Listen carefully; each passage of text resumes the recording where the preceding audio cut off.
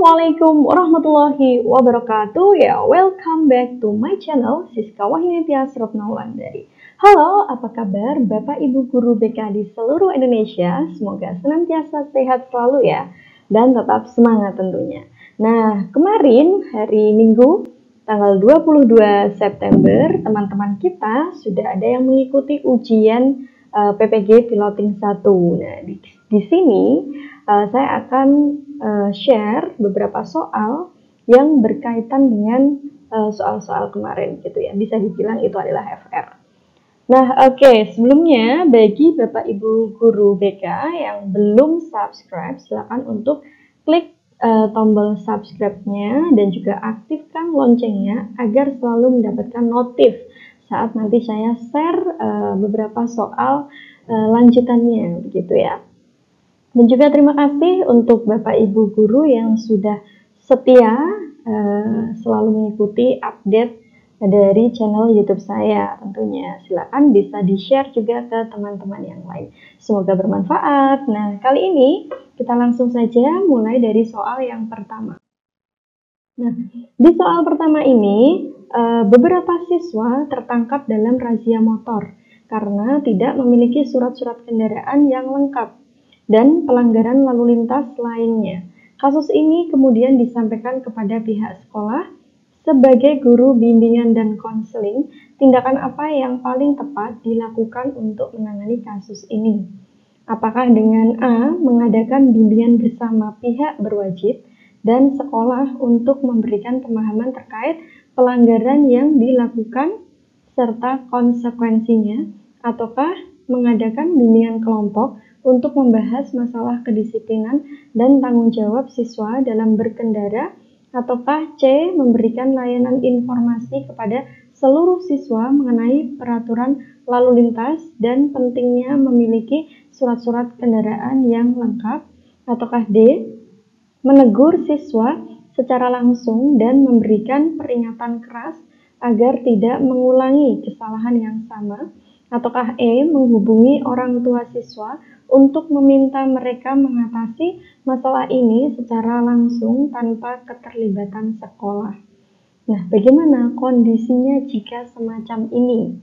Ya, ini termasuk di bidang profesional karena memang soal-soal yang kemarin keluar itu juga lebih ke profesional yang paling banyak gitu ya. Nah, bagaimana jika ini kondisinya atau keywordnya di sini terkait dengan lalu lintas gitu ya. Pelanggaran lalu lintas itu yang berwajib siapa tentunya? Ya, bagian di kepolisian gitu kan. Tentu saja jawaban yang paling sesuai. Nah, kita bisa dengan mengadakan bimbingan bersama pihak yang berwajib, yaitu polisi. Dan sekolah tetap dilibatkan untuk memberikan pemahaman terkait pelanggaran yang dilakukan serta konsekuensi yang ditanggung oleh siswa tersebut. Nah, kemudian bagaimana dengan yang B? Misal mungkin ada yang ingin menjawab B. Nah, di sini bimbingan kelompok itu memang berguna dalam memberikan arahan umum tentang disiplin. Tetapi dalam kasus yang memerlukan keterlibatan hukum, bimbingan bersama pihak berwajib akan lebih efektif. Kemudian untuk yang layanan informasi, itu nanti kalau yang C itu lebih ke bersifat preventif. Namun dalam kasus ini tindakan lebih langsung seperti bimbingan bersama otoritas hukum lebih relevan dan memberikan dampak yang lebih besar. Kemudian di opsi yang D di situ memberikan peringatan keras. Nah, peringatan keras terlalu terbatas dan tidak menyelesaikan masalah secara mendalam. Teguran saja tidak cukup untuk memberikan edukasi terkait konsekuensi hukum dan tanggung jawab sosial. Kemudian yang E. Nah, di E ini melibatkan orang tua saja. Berarti mengabaikan peran pendidikan sekolah dan otoritas terkait sehingga kurang efektif dalam menyelesaikan masalah. Sehingga yang paling sesuai adalah yang A di sini ya, Bapak Ibu. Karena di yang poin A ini dia sudah ada bimbingan bersama dengan pihak berwajib di polisi, sekolah juga dilibatkan dari sisi pendidikannya. Nah, ini merupakan pendekatan yang paling komprehensif. Kemudian memberikan pemahaman hukum secara langsung kepada siswa, tetapi juga menunjukkan pentingnya kepatuhan terhadap aturan lalu lintas dan tanggung jawab dalam berkendara. Nah, gitu. Nah, oke, kita lanjut ke soal berikutnya. Nah, di soal berikutnya, beberapa siswa tidak mengerjakan tugas lebih dari 5 kali. Sebagai guru BK, materi bimbingan apa yang paling tepat diberikan kepada siswa tersebut? Nah, bagaimana? Apakah dengan A, meningkatkan motivasi belajar agar siswa lebih semangat dalam menyelesaikan tugas-tugas sekolah?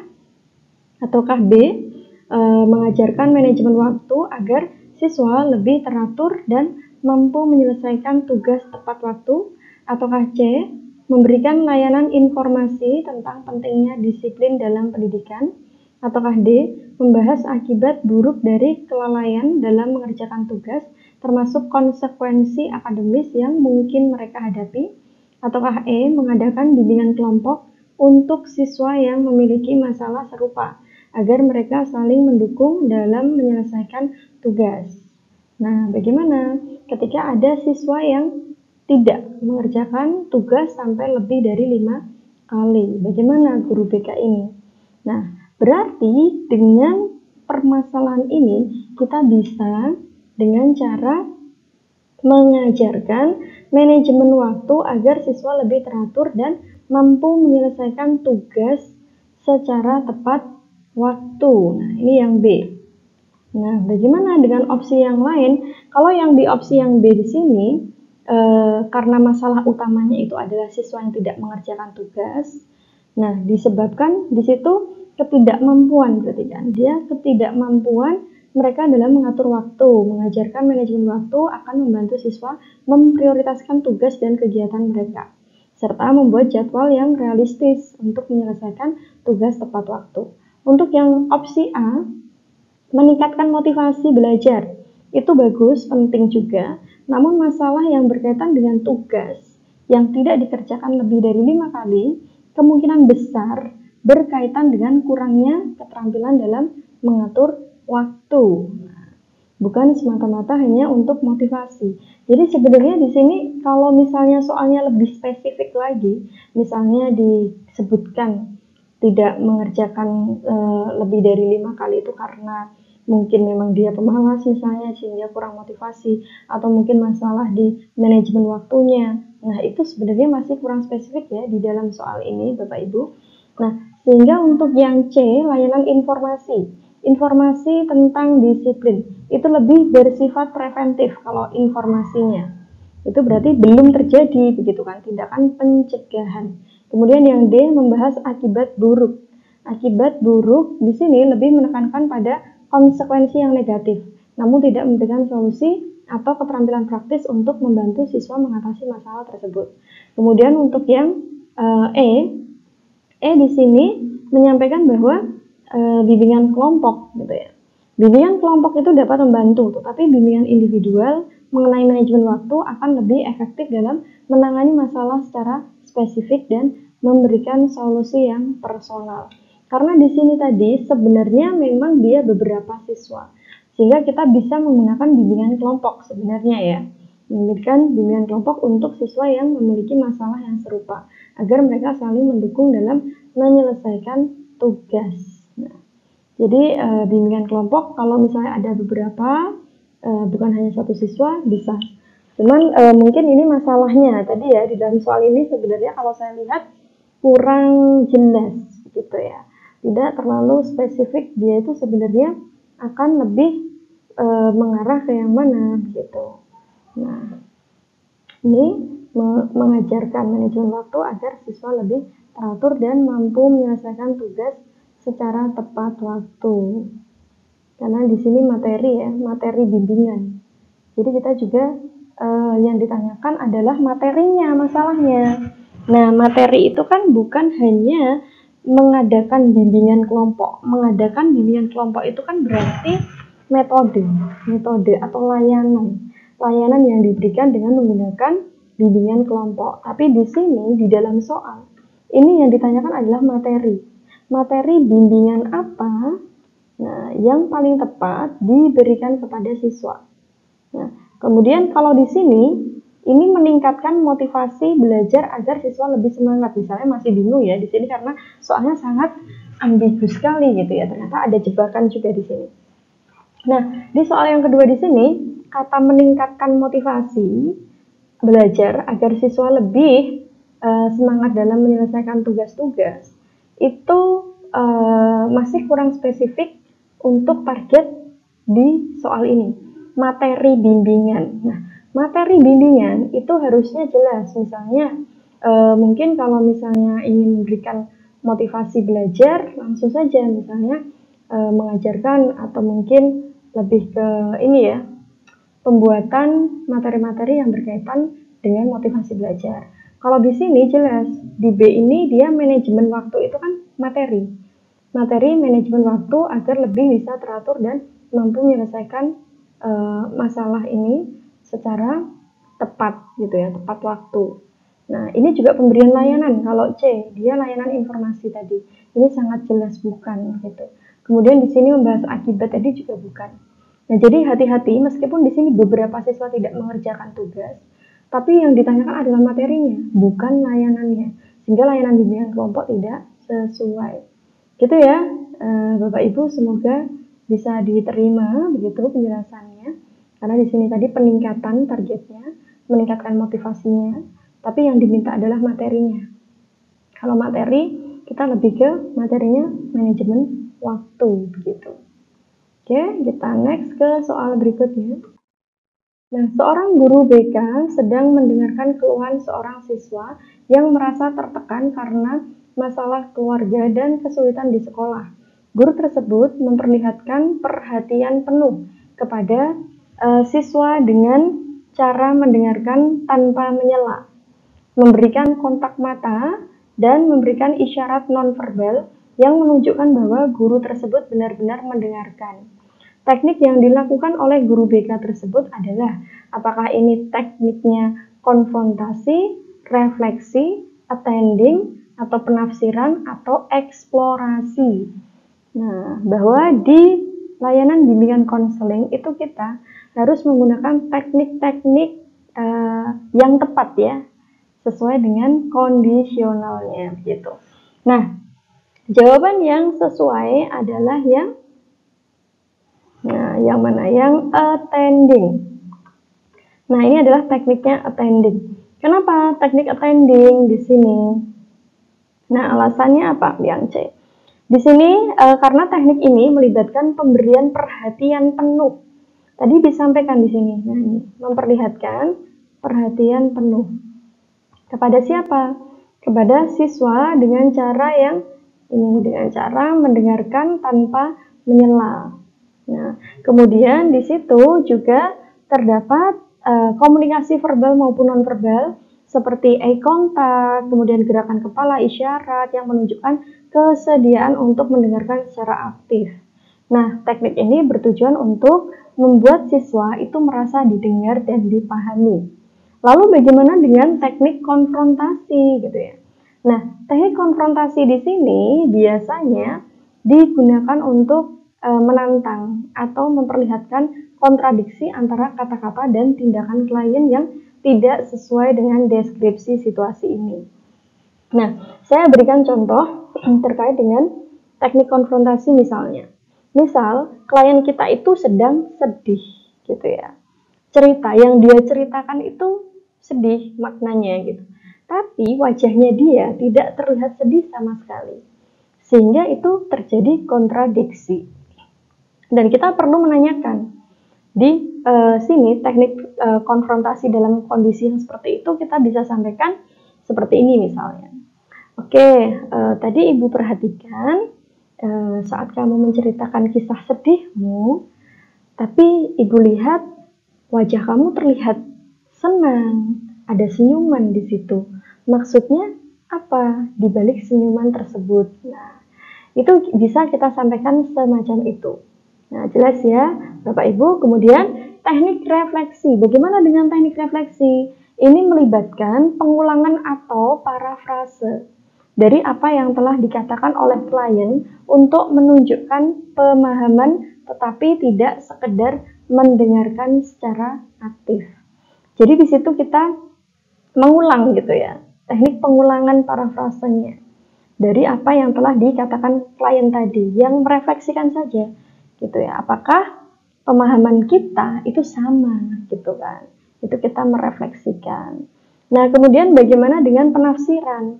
Penafsiran di sini digunakan untuk memberikan penjelasan atau makna atau perasaan atau tindakan klien dan tidak sesuai dengan konteks mendengarkan aktif.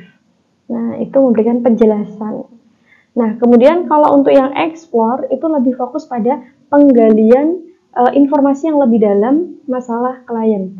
Namun tidak mencakup aspek mendengarkan aktif yang digambarkan dalam soal tersebut. Sehingga yang paling tepat adalah yang attending.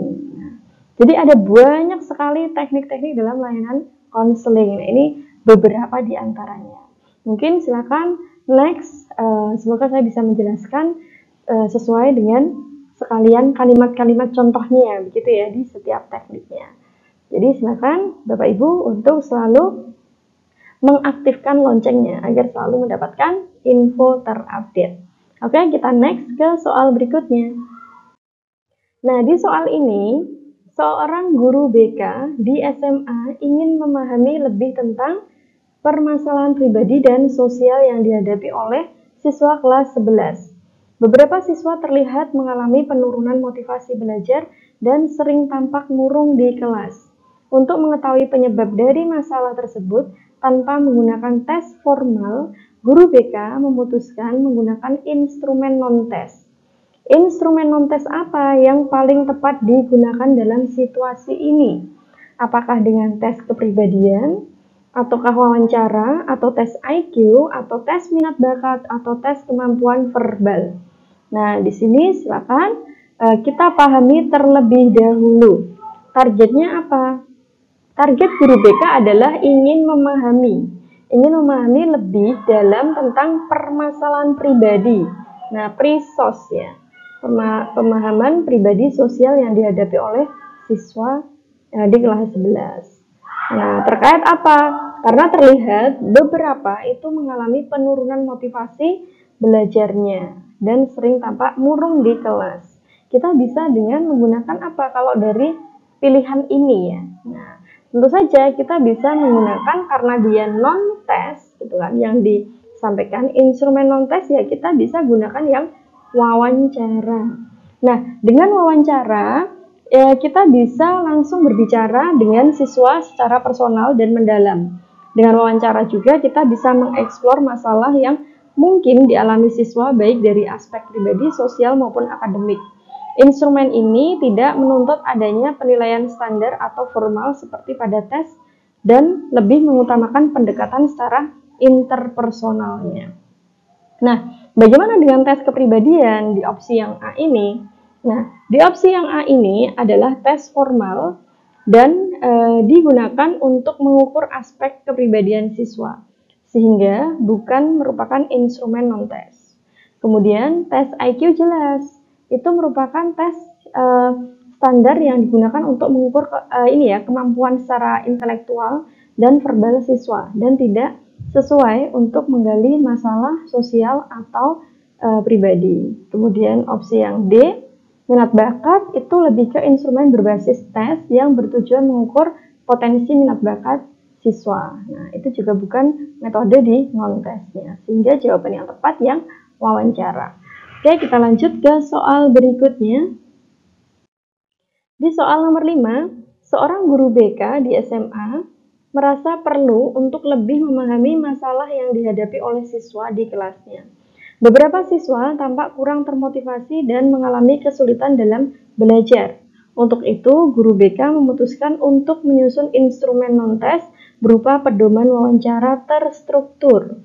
Sebelum melakukan wawancara, guru BK harus mengikuti tahapan pengembangan. Yang diminta adalah tahapan pengembangan tertentu agar wawancara berjalan ya efektif. Nah, dalam konteks ini, tahapan pengembangan yang harus dilakukan meliputi bagaimana tahapan di wawancara secara pengembangan. Apakah kita akan dengan penentuan tujuan wawancara, Nah, kemudian penyusunan daftar pertanyaan yang acak dan pengujian instrumen untuk memastikan kelayakan. Ataukah B, penentuan tujuan wawancara, pembuatan daftar pertanyaan yang sistematis, dan pelaksanaan wawancara tanpa evaluasi? Ataukah C, penentuan tujuan wawancara, pengembangan pertanyaan yang beragam, dan pengumpulan data tanpa struktur? Ataukah D, penentuan tujuan wawancara, penyusunan daftar pertanyaan yang relevan, dan evaluasi instrumen untuk mendapatkan umpan balik atau feedback? Kemudian E, penentuan tujuan wawancara, penentuan lokasi wawancara, dan pembuatan laporan hasil wawancara. Nah, di situ tadi yang diminta adalah pengembangan. Pengembangan dalam wawancara itu kita harus yang pertama pasti adalah penentuan tujuan wawancara. Nah, ini masih penentuan tujuan wawancara ya beberapa. Nah, kemudian jelas berarti yang setelah penentuan tujuan wawancara, kita akan menyusun daftar pertanyaan. Yang apa? Daftar pertanyaan itu jangan yang acak, kita harus langsung berikan yang relevan. Kemudian kita juga berikan evaluasi instrumen untuk mendapatkan umpan balik. Nah, sehingga yang paling tepat adalah yang D. Kenapa yang D? Yang D di sini tahapan pengembangan pedoman wawancara terstruktur. Di sini sudah ada penyusunannya, meliputi dari tujuan yang jelas, menyusun pertanyaan yang relevan untuk pencapaian tujuan tersebut, dan melakukan evaluasi untuk mendapatkan umpan balik yang berguna bagi pengembangan instrumen. Kemudian yang A tadi, di situ hanya karena menyebutkan penyusunan daftar pertanyaan yang acak itu tidak sesuai. Kemudian yang B di situ lebih ke karena menyatakan pelaksanaan wawancara tadi tanpa evaluasi, padahal penting harus diberikan evaluasi yang sesuai dengan proses pengembangan instrumen yang baik. Nah, kemudian yang C di situ karena menyarankan pengumpulan data tanpa struktur, padahal yang diminta itu harus terstruktur. Kemudian yang E, salahnya karena meskipun penentuan lokasi wawancara penting, itu bukan bagian dari tahapan pengembangan pedoman wawancara secara terstruktur gitu. Nah, jadi kondisinya semacam ini. Oke, kita lanjut ke soal berikutnya. Nah, di soal ke-6 di sini dijelaskan bahwa Siti adalah seorang siswa yang sangat menyukai alam. Ia sering menghabiskan waktu di luar ruangan, melakukan eksplorasi terhadap beberapa atau berbagai tanaman dan hewan di sekitarnya. Siti juga aktif dalam kegiatan lingkungan di sekolah, seperti kampanye, daur ulang, dan penanaman pohon. Selain itu, dia memiliki pengetahuan mendalam tentang ekosistem dan selalu ingin berbagi informasi tersebut dengan teman-temannya. Ketika ada proyek ilmiah, Siti cenderung memilih topik yang berkaitan dengan lingkungan. Berdasarkan deskripsi di atas, kecerdasan apa yang paling dominan pada Siti? Apakah interpersonal, intrapersonal, kinestetik, naturalis, atau logis matematis? Nah, ini sudah ada kata kuncinya, yaitu keywordnya adalah penyuka alam, lingkungan. Nah, ini bagaimana? Dan dia sudah suka yang di luar ruangan, explore terhadap berbagai macam tanaman dan juga hewan-hewan. Ini merupakan kecerdasan yang paling dominan di natural ya. Nah, natural, Bapak Ibu. Lalu bagaimana dengan kecerdasan yang lain ini? Oke, saya jelaskan. Kecerdasan natural tadi intinya adalah menunjukkan minat pemahaman yang kuat terhadap alam. Kan dari kata natural, nature gitu ya. Nah, itu lebih kepada alam. Kemudian kalau ekosistem itu juga sama, dan lingkungan yang merupakan ciri dari kecerdasan naturalis. Kalau untuk yang opsi interpersonal yang A di sini, itu lebih menekankan pada berkaitan dengan kemampuan berinteraksi dengan orang lain yang tidak menjadi fokus utama Siti. Kemudian untuk yang intrapersonal di sini, salah satu kecerdasan yang berkaitan dengan pemahaman diri sendiri yang tidak ditunjukkan dalam deskripsi juga ya di situ. Kemudian yang kinestetik itu berarti Siti lebih ke harusnya aktivitas di luar ruangan meskipun di situ tertulis, Tapi kan kecerdasannya lebih berkaitan dengan pengamatan alam daripada keterampilan fisik. Kalau nanti kinestetik itu dia lebih ke keterampilan secara fisik. Nah, bagaimana dengan yang logis matematis? Itu karena meskipun ada aspek pemikiran logis adalah memahami alam, fokus utama Siti adalah pada lingkungan dan keanekaragaman hayati gitu ya. Nah, jadi semoga jelas, dan ini pun masih ada kecerdasan yang lain. Ini merupakan kecerdasan dari teori Howard Gardner yang sering menyebutkan dengan multiple intelligence atau kecerdasan ganda. Ada beberapa di antaranya ini masih ditambah dengan arts ya, senian, kemudian kecerdasan apalagi ya? Ini yang belum ada visual spasial. Jadi semacam membayangkan gitu ya, membayangkan secara visual bagaimana bentuk gedung misalnya, semacam itu. Nah, semoga jelas untuk ini ya, pertanyaan seputar kecerdasan ganda ini. Oke, kita next. Nah, di soal di sini kita diminta ada pernyataan, kita diminta menyentang gitu ya, benar salahnya. Nah, berikut merupakan karakteristik layanan. Nah, di sini adalah yang ditanyakan adalah layanan dasar dan juga layanan secara responsif. Yang membedakan antara keduanya. Nah, kita diminta untuk mengklik benar atau salahnya. Nah, bagaimana jumlah individu yang dilayani itu benar atau salah antara layanan dasar dan responsif antara keduanya? Nah, benar ya. Karena apa?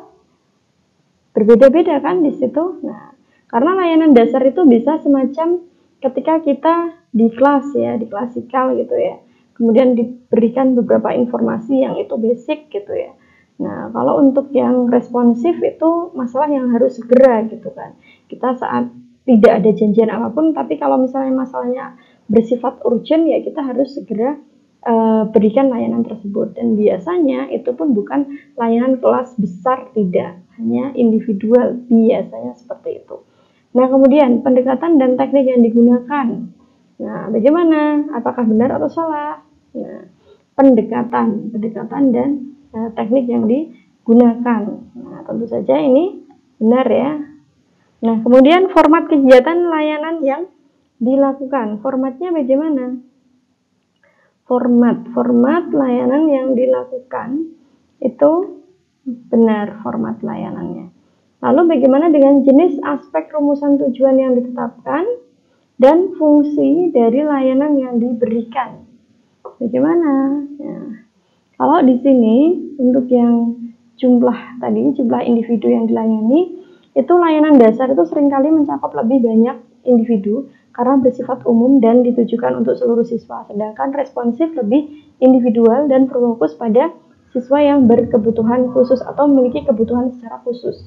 Kemudian untuk yang kedua, pendekatan dan dengan teknik yang digunakan itu, dia layanan dasar itu menggunakan pendekatan yang lebih umum juga, sementara responsif menerapkan teknik yang lebih spesifik sesuai dengan kebutuhan siswa.